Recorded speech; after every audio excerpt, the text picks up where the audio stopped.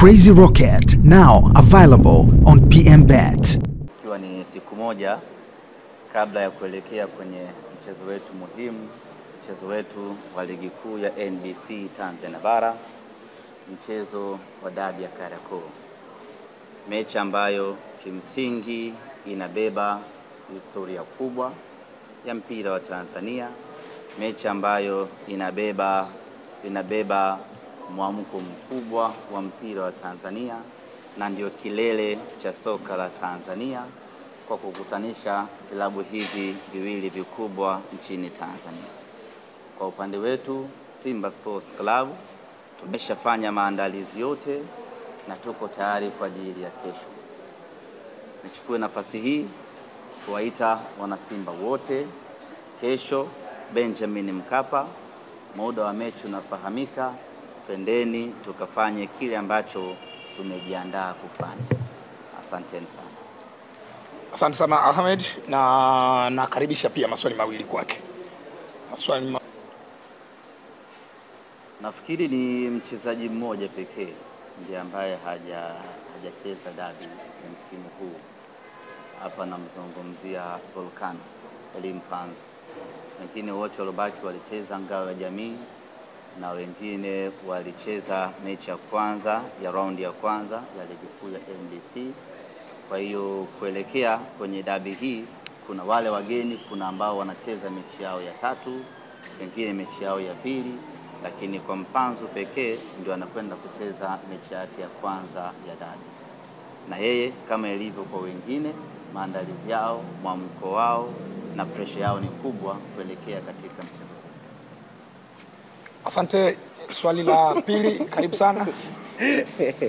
Maajabu namna.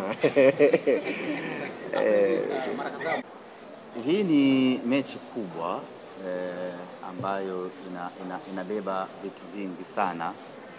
Maana yake ni kwamba maandalizi yake vile vile na yenyewe yanakuwa ni makubwa sana.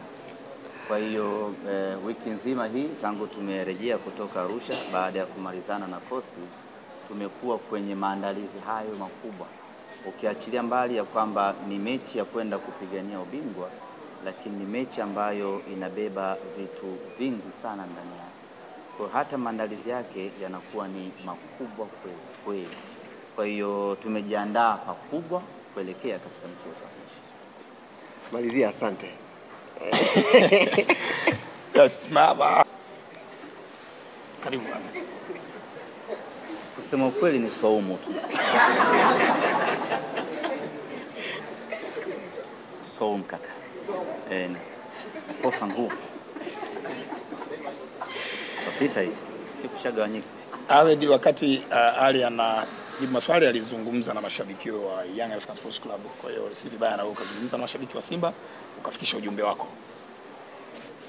Mimi cha kuambia mashabiki wa Simba, wachezaji wetu wanategemea nguvu yetu, wanategemea support yetu.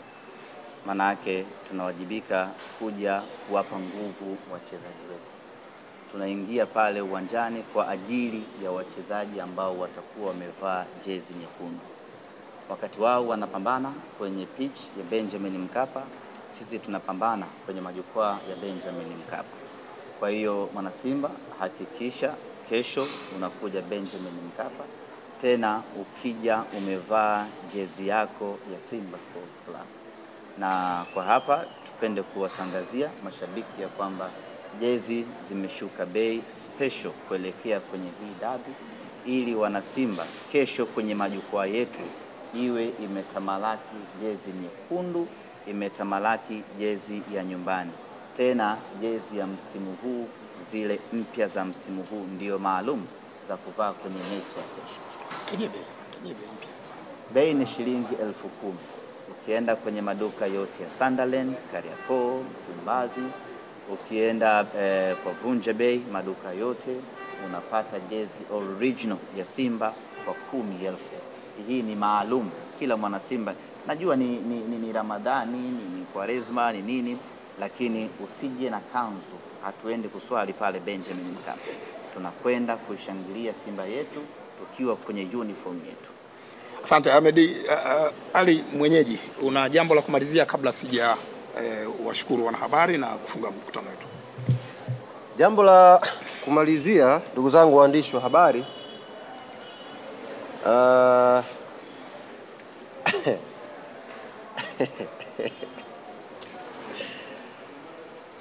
huyu bwana amemuuliza huyu kwa nini haongei,